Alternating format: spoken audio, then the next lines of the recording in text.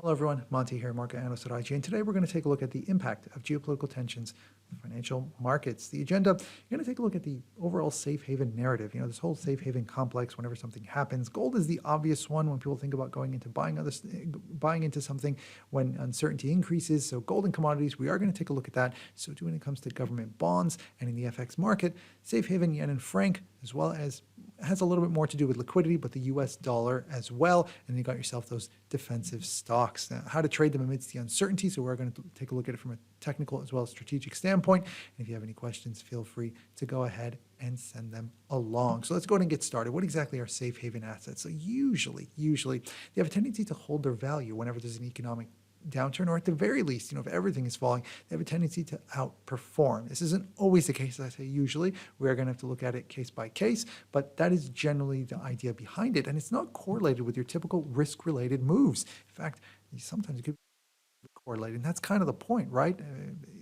That's why investors have a tendency to want to choose it, because they want a portion of their portfolio at least to be negatively correlated with the typical risk-related move, so that in the event that there is a downturn, in the event that there is a shock to the system, in the event that there is a rise in uncertainty, they have a portion of their portfolio at least protected against such a shock, at the very least not falling as much as the rest of them. And here we get into a little bit of the whole risk-on versus risk-off moves. Some of you might be familiar with this.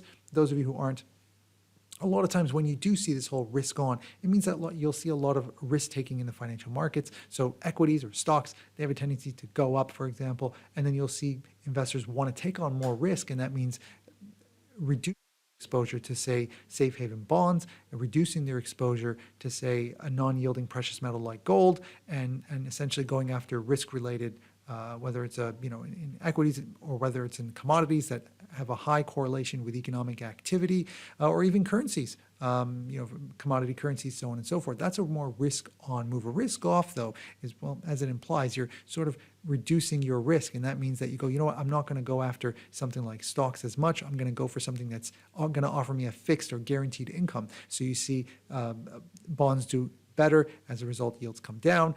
You see, for example, sometimes gold could do better, and safe haven currencies like, for example, the yen.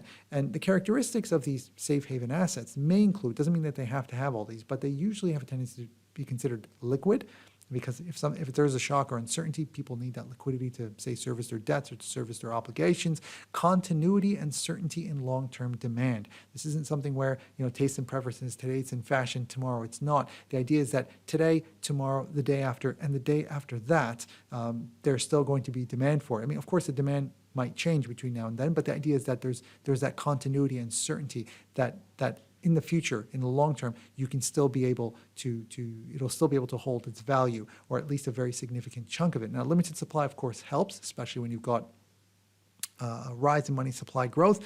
But even in the case of a shock, you kind of, and of course, gold is usually, when it comes to limited supply and permanence, a lot of times gold is the one that first comes to one's mind. In fact, in safe haven in general, that's usually the one that comes to everyone's mind. I'm speaking generally, even if not within financial circles, even if it's not something that's sought after significantly as a significant portion of those big portfolios, but it is always there in the narrative, right? It's always brought up. I mean, if I bring up a shock or a safe haven topic, right, people go, oh, what about gold? So that, of course, is a significant item. Now, the geopolitical narrative, though, is that it's combining uncertainty with potentially higher inflation in this situation. And this is the reason why when I start off with the first one, the outperformers in commodities, we're going to take a look at gold and not oil. Now, I have to bring this up because the reason why is when you have a geopolitical shock, which uncertainty goes up, so therefore the demand for safe haven products will go up. But when it's happening in an area where it's considered a generally oil-producing region, or it could expand to engulf that, well, that means that there could be a potential supply shock. So what we see is oil go up, or oil gapped higher after the shock, and so did gold. So the thought process here, a lot of times people come to me and they go, oh, so that means oil and gold, we're going to put them in the same camp. Not necessarily. Yes, there are similarities. They're both considered hard commodities, both priced against the greenback, generally speaking. I mean, you can find them priced against a different currency, but generally speaking, priced against the dollar. So, if the dollar is weakening, for example, you'll see both of them potentially rise, but hard commodities priced against the dollar, and they both rose on this specific geopolitical shock. But there are crucial differences in terms of permanence versus usage, in terms of one that's used to fuel the economic engine and very highly correlated with economic activity, versus one that has very minor industrial uses, and one that's a safe haven, and the other is truly a risk one. So why is that they both went up? It had to do with pricing in the risk premium for oil on supply side factors given where the shock occurred and its implications. So that's kind of the reason why we saw both of them go up. Of course, as the geopolitical shock subsides, for example, you might see oil prices come down. You might see gold come down as a haven. But at the end of the day, this is the crucial difference between the two of them. And that's the reason why we're looking at, when it comes to safe haven, we're looking at gold and not oil. So now in terms of oil, you can find it on IG's trading app and platform, available both in spot and futures. Usually if you're looking to trade, if it's intraday versus intraday trading, if you're looking to go for short-term moves, you can consider the spot. Otherwise, if it's something you want to hold longer term so you can avoid swaps, we do have the futures options as well. We have the option to go short as well as long. We're talking about CFDs here. You're trading the difference in price. You don't have to own the underlying asset. And that means that if you think, for example, like now oil prices jumped and then they started to come back down. In the case of gold, because that's kind of our focus here in terms of haven products, if you think that the conflict, for example, subsides and you think that gold prices are going to come back down, the option to short is also there. So you can initiate a short and then you close it out. Or if you think it's going to go further higher, you can initiate a long and then close it out. And client sentiment usually is to the buy side. And the thinking always, when it comes to gold specifically, is where do I buy? It's interesting how from a psychological standpoint, when I say the markets, people go, oh, I think it's going to drop. Where do I sell? There are, of course, those that are still looking to the buy side to want to buy into the market. But people, when there's a shock, the uncertainty is, oh, where do I sell? I think it's going to go down. I think it's all coming down. Where do I short? Even though it might be a very good opportunity to buy the market, that's besides the point. It's the psychology of it all. And that is that they're always thinking, oh, where to short. With gold, by default, even when times are good, it's always a thinking of where do I, client sentiment is usually to the buy side and thinking where do I buy. And it reaches heavy to extreme buy territory. At times, they timed this move, the move that went up beautifully because they were holding extreme buy buys. Prices went up. Yeah, longs got out. Some shorts initiated, but then as there's a pullback, you see longs sort of trying to get in and the excuse to getting to the buy side. Now, this doesn't mean that it's going to keep on going up, but there's a little bit of that slight self-fulfilling prophecy involved. It goes up, people go, oh, it's going up, I want to get on the action, and then they go and get in. But it just means that they could be more open to downside risk, especially because if you put aside geopolitical uncertainty and central bank buying, another crucial factor, a longer-term factor when it comes to gold, is where real yields on bonds stand. I'm going to get into bonds in a moment, but where real yields are. They are positive, they are quite strong historically, and usually gold prices are much lower based on that factor alone. However, we've had these other factors, and it's important that these factors have to continue, these positive or bullish factors have to continue to defy or to help defy gravity when it comes to real yields and to outdo the pressure on the other side, because at the end of the day, if yields are very high and if they're strong, it might deter some investors from saying, let me go ahead and buy up gold, had it not been for some of the for the shocks that are involved in some of the other items that are going on. So what about when it comes to government bonds? Now, you can find them on our trading app, and this is a picture from our platform, by the way. You can see their bonds and rates. And so what exactly, I'll just briefly go, just in case someone out there is going, what exactly are bonds? You look at a bond, it's an IOU. If I borrow, I go, okay, look, can I borrow a certain amount of money from you? I'll pay it back to you plus interest. That's essentially an IOU. There are corporate bonds, but in this case, we're looking at government bonds.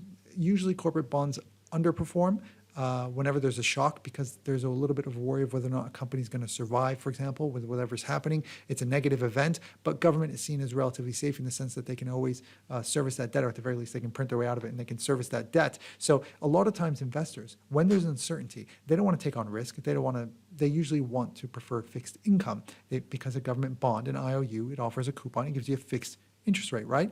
So a fixed rate. So that means that they prefer that fixed income, and the value of that bond will usually go up. Now, here's what's been happening though prior to the shock. Now, that era there, that's when the shock occurred, and we saw bond values go up on that day. But if you look at the trend before that, and bond values have been dropping, it's a number of factors going on in the markets. But the thing is that if you got central bank easing and you've got lower rates, it means that you're locking in government bonds in the long term at current rates before they go lower. And so we had the central banks raising rates, and you had quantitative easing coming to an end, the balance sheet dropping, and there are some other factors that have led to bond values dropping, and as a result, taking yields a little bit higher, especially when you factor in on the longer term. Like we're looking at the 10-year here, you factor in term premium, and you also factor the fact that, U.S. government taking on some sizable deficits, and that means that there's going to be a lot more supply out there. It doesn't mean that, at the end of the day, it doesn't mean that bond values can't go back up again, but in this case, they did rise, they went up, and then they managed to hold a little bit, and then afterwards, despite the shock, even though it's usually you expect it to be in demand, it started to go back down, but that had to do primarily with other factors that are out there in the market. But generally speaking, higher inflation from higher energy prices, because this was a geopolitical shock that took energy prices higher, and additional government supply are considered a risk. Because higher energy prices, that's inflationary, that means rates have to stay higher on the shorter end, and that means that which is impacted, shorter end of the yield curve, which is impacted more by central bank monetary policy. You factor in term premium and inflation expectations and so on, and that means that a lot of times that's considered, in this example, it's considered to be a negative, but under normal circumstances, a shock or uncertainty, and that means that government bonds are usually going to be in demand. So what when it comes to the FX? Now, FX market, I'm looking at the FX majors. You got three. I'm going to start with the US dollar. Now, there's no denying its usage in international trade. I know plenty will come out and go, oh, well, here, they're not using it as certain parts now, they're not using it anymore, or they're trying to reduce their usage, but there's no denying where it stands today and is expected to retain the top spot for the foreseeable future when it comes to international trade, when it comes to debt servicing. I'm not just talking about when it comes to governments. We're talking corporations, individuals that have taken on debt in dollars. They need dollars in order to service that debt. And that means that a lot of times, even if you don't want to look at it as a haven, you got to look at least as a liquidity currency. So whenever it's about making sure you have enough liquidity. So investor, when they're looking for haven, they'll look for haven products. But if at the end of the day they go, okay, fine, I want to buy a haven, but I need to stay liquid, a lot of times it's the US dollar that has a tendency to outperform. There is the smile theory where it does well at the extreme. So when the US economy is very strong and optimistic, it does very well. And when the global economy doing really bad and a significant risk off, it also does well. There's also the matter, though, there are other factors you want to take into account with the U.S. dollar, and that is that the Federal Reserve policy divergence isn't there anymore. And the other thing is that the U.S. dollar index, it just so happens that its main components are exposed on the energy front. So geopolitical risk in an energy-intensive area might be an added plus. There is the matter of, well, hold on a second, isn't the U.S. going to have to issue more debt if they're going to have to, if the complex spreads and they got to spend more, which is, we're hearing a lot more about they're going to have to spend more. So if they are going to take on more debt, that means more bond supply. Yields might come off the highs. That might be a negative for U.S. dollar because a lot of the gains that we saw in the dollar have been on the back of rising U.S. yields. And I just want to show the composition of the U.S. dollar index, where 58% is the euro, and that's exposed on the energy front, 14% of the yen, also exposed on the energy front, negatively exposed, I should say, and 12% the pound. So about 84% of the total are negatively exposed to energy. And that's the reason why in 2022, when we saw energy prices go up, the dollar did very well, because it kind of felt like an energy trade if you're trading the US dollar index. So where exactly can you find this on our platform? If you go to search, you can go to US dollar basket. You can also go to FX and you'll find it over there as well. And this is just taking a look at what we saw in 2022, in this case, you had, again, it was an energy trade. Energy prices were going up. You saw all the energy exposed currencies do horribly, and the US dollar went down. And then in this year, when the energy started to go up again, there was a little bit of that starting again. People going, oh, is this the energy trade once more? But there is an additional factor that we're going to have to take into account this time around when it comes to yields and when it comes to bond supply. What about when it comes to the yen? Now, here's a lot of times, people even say the safe haven yen. No one says the safe haven greenback as often. They use liquidity. They will say the haven greenback, but not as often because it has to do with liquidity. But the yen, very well known a lot of times, this is safe haven yen. Usually outperforms when things go bad. But here's the thing. Much of the gains in USD/JPY up until reaching just shy of 150 have been due to underlying yield spreads. See, the thing is that U.S. Treasury yields are rising whenever bond values drop. And I showed you government bond, how it was dropping. It did go up when the shock happened, it jumped, and then after it started to come back down again. So the yield rises as bond values drop, but for its Japanese 10-year counterpart, for a long time it was stuck at a level due to the Bank of Japan, the BOJ, Yield Curve Control Program, or YCC. And the thing is that they did raise the band from 25 basis points. So it was stuck at around 0.25% for quite some time. So you can imagine if for the U.S. Treasury, at the 10-year Treasury yield, it's 2%, 3%, 4%, and they're stuck at 25 basis points. And then they took it up to 50, or they allowed it to go up to 50, and now they allowed it up to 1%. And it is shy of that as of doing this recording. It is shy of that, and they've went for another unscheduled bond buying where they're trying to contain this increase in yields. But what that means is that what it needs in order for the yen to outperform is a drop in U.S. Treasury yields and or the Bank of Japan ending its yield curve control program and all that unscheduled bond buying, essentially letting yields go up on Japanese government bond yields, or policymaker intervention that's going to buy up the yen because apparently, they're not going to say it out loud. They say it's more about excess volatility that they want to stop when it comes to yen weakness, but it seems like the 150 is seen as at least the first red line when it comes to policymakers. So under normal circumstances, if we weren't at 150 or near 150, then the yen would outperform whenever we have a safe haven move, especially because if bond values, if investors are going to buy up government bonds, including U.S. Treasury, well, that means that the yields should be falling back, and if the yields fall back down, that would be advantage the yen when it comes to USD/JPY. But what I'm trying to say is there's a lot happening with USD/JPY currently in terms of intervention, in terms of bond buying and yield curve control program out of the Bank of Japan that's messed up this narrative a little bit. But by default, you're usually looking at the safe haven yen, especially when you have a lot of those investors, Japanese investors that have money parked outside, that in the event of an uncertainty, maybe they want to bring that back home, maybe they want to go for something a little bit safer and take on less risk. So the US dollar, though, I want to point out that it's also a relative outperformer in the safe haven market, even if it doesn't best the Japanese yen every time.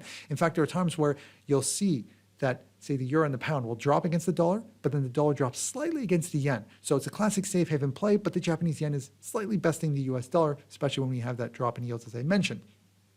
But here's the thing. If you're looking for a little bit more volatility, then you might want to consider the yen against other currency majors and not the dollar or the franc. Because if you're trading it, if it's the USD/JPY, the move might be very small in a safe haven play. So if you're looking for something that's going to offer a bit more follow through, USD/JPY might not be the one to go for. What you can do is under search on our platform, you can put JPY and you'll see there USD/JPY is there, and look at how, in this example, how small the change is. And then you look at the other ones against the Australian dollar, which is a commodity and high beta currency, against the euro, against the pound. The moves are much larger, and then against the Swiss franc, not much of a move there, and against the Kiwi, you do see a big move, not so much when it comes to the CAD and Singapore dollar, in this example over here. But a lot of times what you see is larger percentage moves, especially when it comes to GBP, JPY, compared to what you'll get with, say, against the US dollar and against the Swiss franc, because they're in that safe haven camp. So what you want to do is consider some of the crosses. So let's go ahead and move on to the next one, Swiss franc. It's not always as strongly correlated. Now, here's the thing. People cite different reasons. They go with the economy because their economy is less exposed on the energy front compared to, say, the rest of the Eurozone. The banking sector, although recently it did get a little bit wobbly after what happened with Credit Suisse, and a neutral government that's independent from the EU. So it's seen as less of a risk factor at play, especially because when we talk about the Eurozone and its dependence on exports and exposed on the energy front, a lot of times it's seen as a risk-related play. And once again, what you can do is consider the Swiss franc against some of those that are seen as a bit more volatile than some of the more safe haven plays. Like if you can see over here against the yen, CHF/JPY in this example, not much of a change, just 0.1. So what about when it comes to equity stocks? Now, when I say defensive stocks, I'm not referring to defense stocks.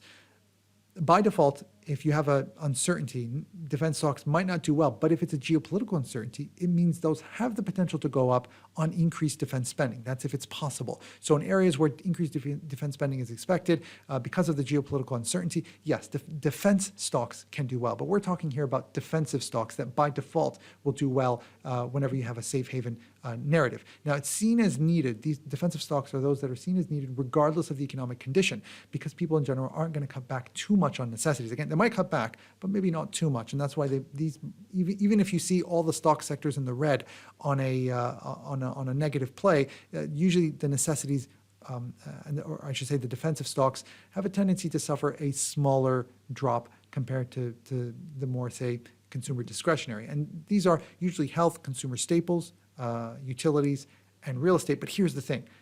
Some of these are considered bond proxies. So because yields are so high, we've seen some of these do not as well. I mean, they were in fashion a little bit last year because investors were looking to go defensive on their portfolio. But this year, with yields so high, some of these are seen as bond proxies. And if yields are very high, that means they're not as attractive anymore. And the dividends that they offer are no longer as attractive. So that's one thing you want to note in the current climate. By default, they will have a tendency to outperform against the rest, even if they are also in the red or have a red finish. But in the current climate, just because of yields, they're going to be very sensitive to where yields are going to settle.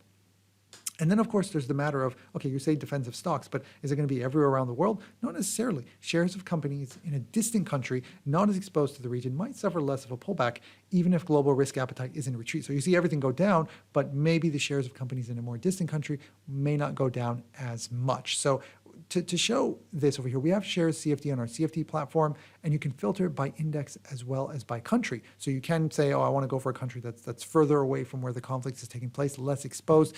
And also, if you are looking to filter by sector on our stock trading platform, you can do that. You can go to shares. So in the first picture on top, that's our shares, that's our CFD trading platform, and you can go to shares over there. And the second picture at the bottom, that's our stock trading platform. You can filter to look for defensive sectors, and you can choose companies from there, whether you're looking to invest in them as a stock, but then you can also look for certain companies there and then go ahead and trade it on our CFD platform. So you can find something there and you can say, oh, okay, this is a nice defensive, and then defensive stock, and then you can go to your CFD platform. You can either go long, or if you think the geopolitical uncertainty is going to subside, you can go ahead and go short. So then net, once we've gone through the markets, let's go ahead and take a look at how exactly would you trade the uncertainty? First off, you want to have it on your watch list. And you also can set up alerts, which I've shown you guys how to do on our platform walkthrough videos, which are available on our IG MENA YouTube station.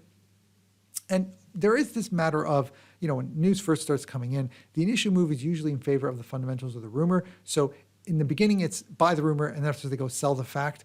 Of course, you want to double check to make sure that whether or not that rumor proves true or not. It happens quite a bit, not just on geopolitical items, by the way, or uncertainty, but even something that has nothing to do with it. It might be some rumor on a company or something goes up, and then go, oh, wait a minute, no, sorry, denied, and then it might come back down. So the initial move might be, or usually is in favor of fundamentals than the rumor. It's just going to go ahead and go up. It follows it right away. And then afterwards comes the whole, okay, let's go ahead and process it. But that's usually the initial move. And that means that volatility is going to be higher. Now, technicals may still hold, but they may need to be tweaked or stretched. Now, this is from our daily and weekly market reports. But in this example, this is for oil, for example. But instead of a move to, say, the first resistance or first support level, you might see a move towards second levels. And instead of, we've got the weekly market report on Monday and the daily market report, which is released Tuesday through Thursday, the weekly levels are much larger levels because you usually want to see them reach around midweek, for example. But when there's a significant volatility and it happens, say, over the weekend or at the start of the week, you might see those weekly levels reached very quickly. It doesn't mean that they'll get breached and they'll go to the second levels right away, but at the very least, you might see moves towards them very, very quickly. And so, weekly levels are going to feel like daily levels when you have that kind of volatility. And that means that if you're going opposite a move, you might not want to fade the move. You want to consider reversals, and via significant reversal at that. And that's the reason why conformist strategies under a cautious approach is you sell a first resistance after a significant reversal. It goes beyond, and then after you wait for it to come back to after. You don't just fade the move and go in at 85 or 84. And you sort of wait until it breaches, and then as it's coming back down, you go ahead and consider a sell. And the same thing off the first support. And those of you who want to go contrarian and think that there's more volatility, more follow through, hey, you can go for breakout strategy. So as it reaches first resistance, you go for a buy instead of a sell. You buy and you go with it for more follow through because you're anticipating that they're going to break, if not right away, at least eventually.